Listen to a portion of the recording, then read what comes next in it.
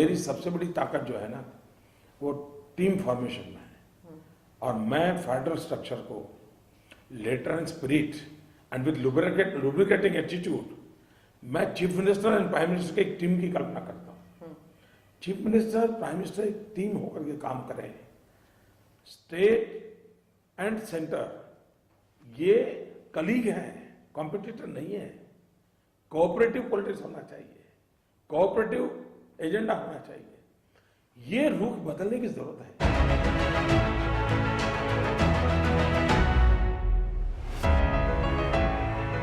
प्रधानमंत्री नरेंद्र मोदी ने जो कहा वो सिर्फ शब्द नहीं थे, बल्कि एहसास था उन 13 सालों का जो उन्होंने गुजरात के मुख्यमंत्री रहते हुए महसूस किया। 2014 में भारत के प्रधानमंत्री पद की शपथ लेने के बाद प्रधानमंत्री नरेंद्र मोदी ने संविधान की संघीय सोच को सही मायनों में जमीन पर उतारने का जतन शुरू किया और बना दी टीम इंडिया। एक ऐसी टीम जिसमें कोई खुद को दाता या भगवान न समझे, बल्कि मिलकर साथ चलने की प्रेरणा बने। वो टीम जिसमें केंद्र और राज्य बराबर के भागीदार हों और आगे बढ़ने के लिए हाथ बढ़ाएं।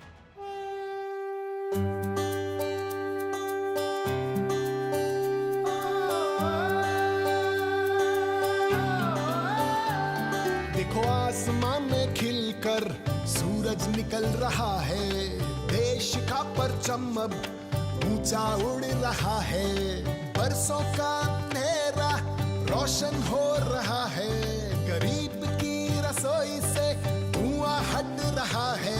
मेरा देश, मेरा देश, मेरा देश, मेरा देश बदल रहा है, आगे बढ़ रहा है, मेरा देश बदल रहा है, आगे बढ़ रहा है। टीम इंडिया को लेकर प्रधानमंत्री नरेंद्र मोदी की सबसे बड़ी जीत यही है कि विरोधी खेमे या उनके आलोचक भी कामकाज, सोच और कार्यप्रणाली को लेकर उनके मुरीद हो गए हैं। 100% भ्रष्टाचार रहित सरकार आज भारत में चल रहा है, ये आपके नेतृत्व में चल रहा है। केंद्र सरकार और राज्यों के बीच की खाई को पाटकर नरेंद्र मोदी ने गैर भाजपा शासित राज्यों को भी बिना किसी भेदभाव के वो दिया जो उनका हक था, लेकिन जिसे पहले की सरकार देने से कतराती थी। अब सब साथ चल भी रहे हैं, बढ़ भी रहे हैं और सबका स्वर भी एक है, क्योंकि नए भारत की ये टीम इंडिया है। സംസ്ഥാനത്തിന്റെ വികസനവുമായി ബന്ധപ്പെട്ട പ്രശ്നങ്ങളിൽ കേന്ദ്ര സർക്കാരിനെ പ്രധാനമന്ത്രി അടക്കമുള്ള ഭരണകർത്താക്കളെ സമീപിച്ചപ്പോൾ വളരെ ക്രിയാത്മകമായ പ്രതികരണമാണ് അവർ ഓരോരുത്തരിൽ നിന്നും ഉണ്ടായത്. രാഷ്ട്രീയമായി ഞങ്ങളൊക്കെ നിൽക്കുന്ന നില നിങ്ങൾക്ക് എല്ലാവർക്കും അറിയാമല്ലോ എങ്ങനെയാണ്. എന്നാൽ ആ രാഷ്ട്രീയ ഭിന്നതയുടേതായ പ്രത്യേകതയൊന്നും സംസ്ഥാനത്തിന്റെ പൊതുവായ കാര്യങ്ങൾ അവരുടെ അടുത്ത് ഉന്നയിച്ചപ്പോൾ ഒരു തരത്തിലും പ്രതിഫലിച്ചിരുന്നില്ല എന്നാണ് വസ്തുത.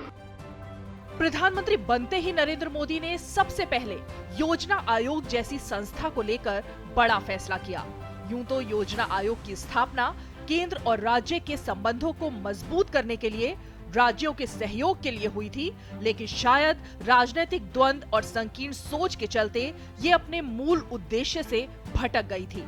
मुख्यमंत्री रहते हुए नरेंद्र मोदी ने भी इस संस्था और संस्था के तारनहारों का रवैया झेला था। योजना आयोग के तत्कालीन उपाध्यक्ष मोंटेक सिंह आहलूवालिया तमाम राज्यों के चुने हुए मुख्यमंत्रियों को इंतजार तक करवा देते थे। इतना ही नहीं, राज्यों को आवंटित होने वाले अनुदान में ही राज्यों की सहमति की जरूरत नहीं समझी जाती थी। अपने तरीके से ही योजना आयोग चलता था। गुजरात के मुख्यमंत्री रहते प्रधानमंत्री मोदी जब भी दिल्ली आए तो उन्होंने योजना आयोग की बैठकों में इस रवैये के खिलाफ मुखर आवाज उठाई। आजादी के बाद कई वर्षों तक केंद्र और राज्य के संबंधों में हमेशा तनाव रहा। केंद्र में बैठे हुए लोग मानते थे हम कुछ खास है और राज्यों को वो कुछ गिनते ही नहीं थे। मैं भी बहुत लंबे अरसे तक राज्य का मुख्यमंत्री रहा हूं और इसलिए मुझे भली भांति पता है कि केंद्र का राज्यों के साथ ये व्यवहार देश का भला नहीं करेगा और इसलिए हमने आते ही एक बहुत बड़ा परिवर्तन लाया। कोऑपरेटिव फेडरलिज्म की बात कही, कोऑपरेटिव कॉम्पिटिटिव फेडरलिज्म की बात कही, नीति आयोग का निर्माण किया और अब दिल्ली अकेला देश नहीं चलाएगा। अब देश एक खंभे पर नहीं, सभी राज्यों का एक एक खंभा मिला करके 30 खंभों पर देश आगे बढ़ेगा, ये हमने सोचा है। खास बात यह है कि मोदी एक तरह से संघीय गणराज्य की अवधारणा के तहत सभी राज्यों के मुख्यमंत्रियों का नेतृत्व करते थे।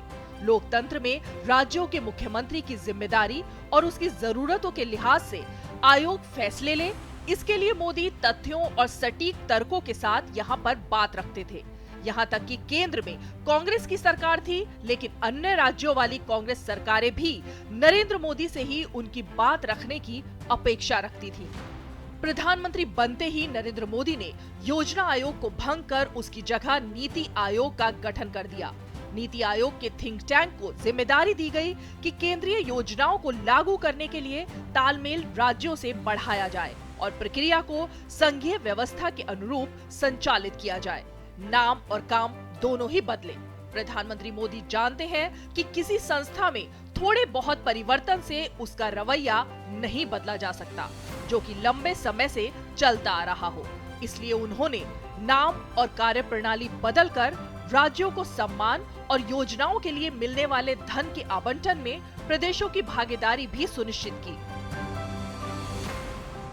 2015 की स्टेट या 2014 की स्टेट या 2010 की स्टेट, 21वीं सदी की स्टेट्स वो स्टेट नहीं है जो पिछले डिकेड्स की स्टेट्स थी।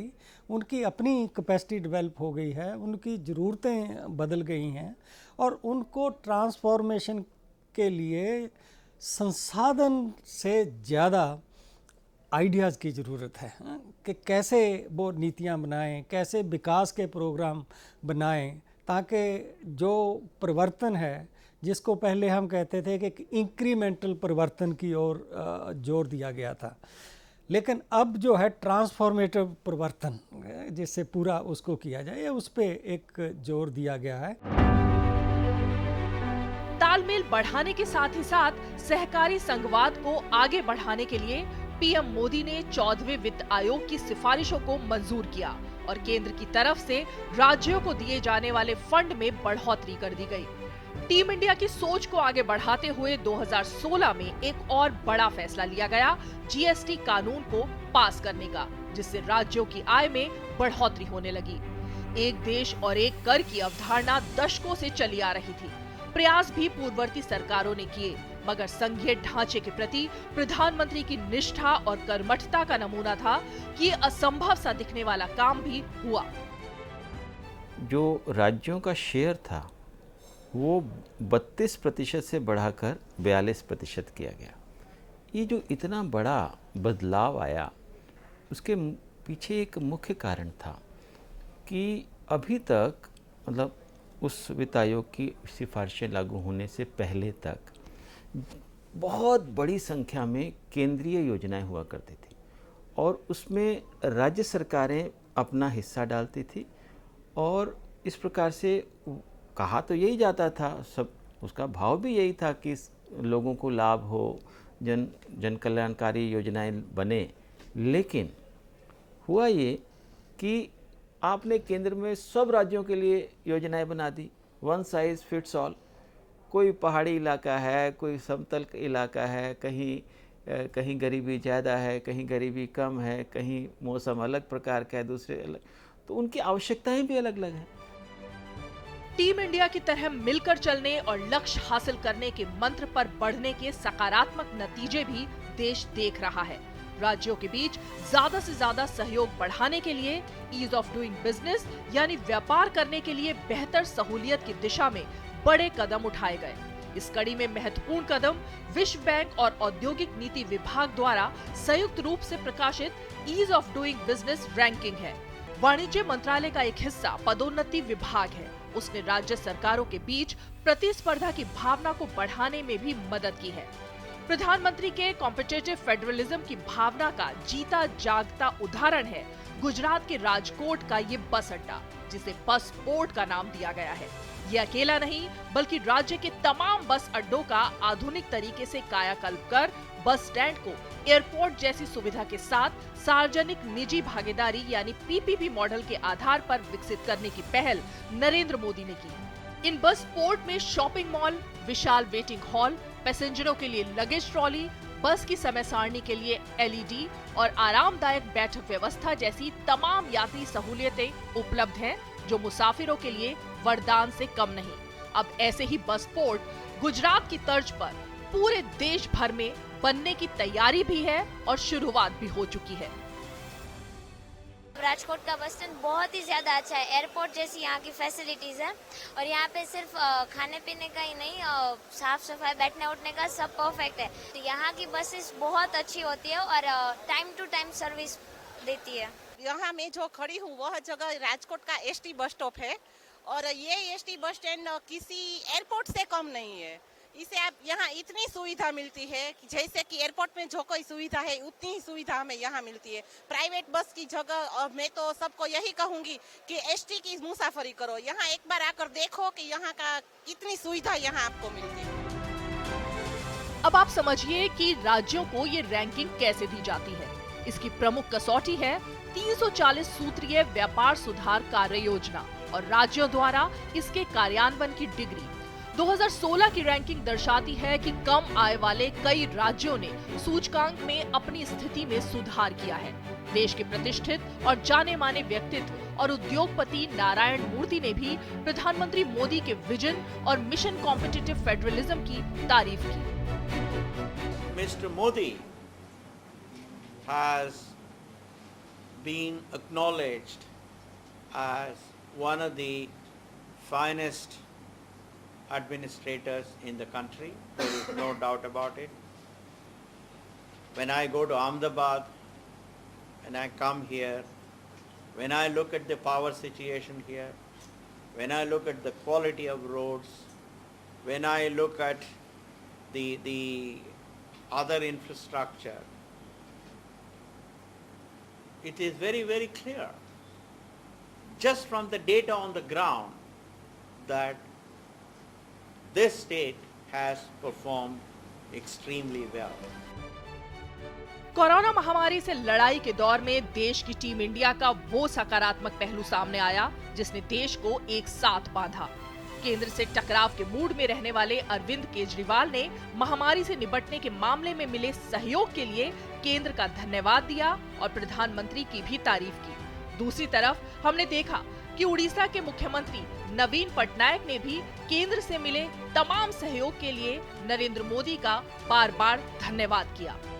दलगत राजनीति से ऊपर उठकर देश के लिए टीम इंडिया या संघीय गणराज्य के तहत काम करने की मोदी की शैली का ये एक बड़ा उदाहरण था।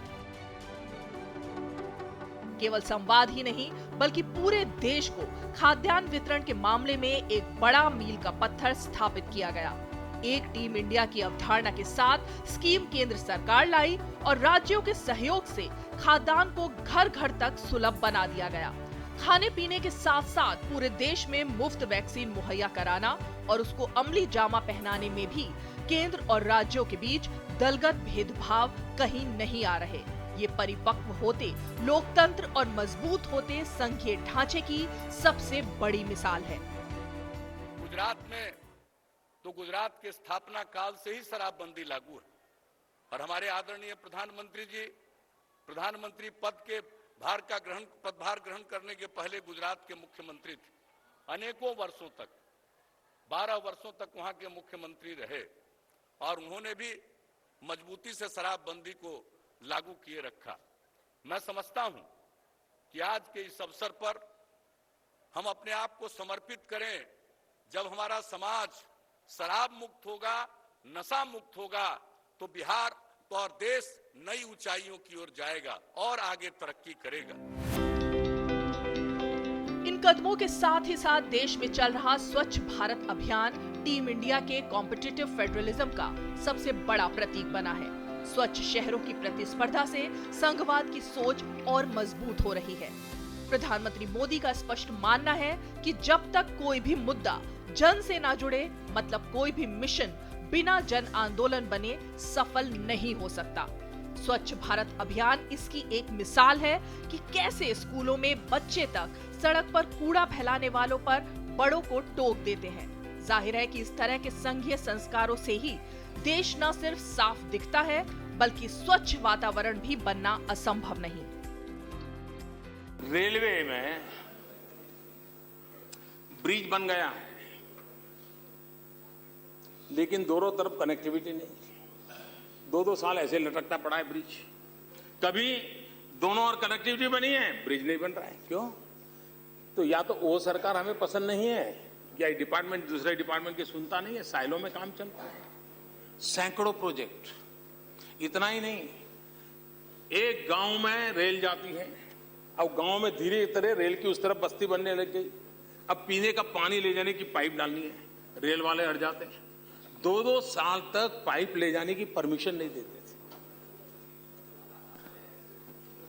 मुझे बताइए भाई, उसका क्या गुनाह? सरकार किसी की भी हो भाई, लेकिन उस गांव वाले का क्या गुनाह कि जो रेल के नीचे पाइप ले जाकर के बेचारे को दूसरी ओर पानी देना नहीं देते थे।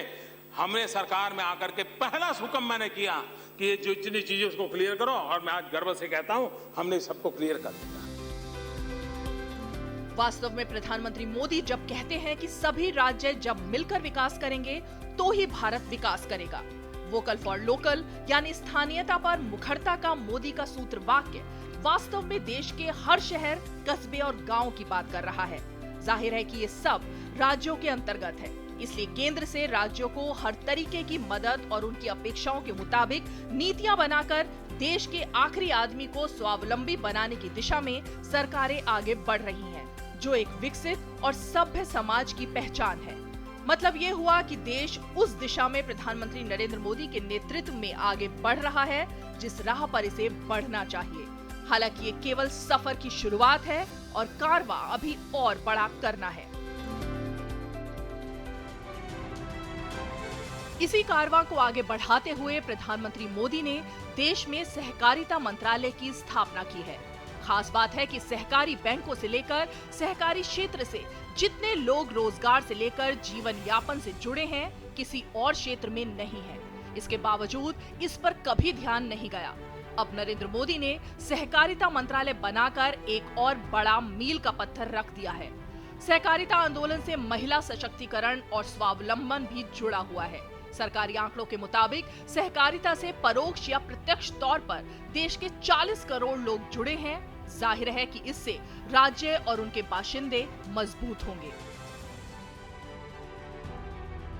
सबका साथ, सबका विकास, सबका विश्वास, सबका प्रयास को टीम इंडिया के जरिए प्रधानमंत्री ने यथार्थ रूप दिया है और कदम से कदम मिलाकर देश को विकास की नई ऊंचाइयों पर ले जाने का संकल्प ही प्रधानमंत्री नरेंद्र मोदी की पहचान है। सफर में धूप तो होगी, जो चल सको तो चलो, सभी है भीड़ में, तुम भी निकल सको तो चलो। किसी के वास्ते राहें कहां बदलती है, किसी के वास्ते राहें कहां बदलती है। तुम अपने आप को खुद ही बदल सको तो चलो।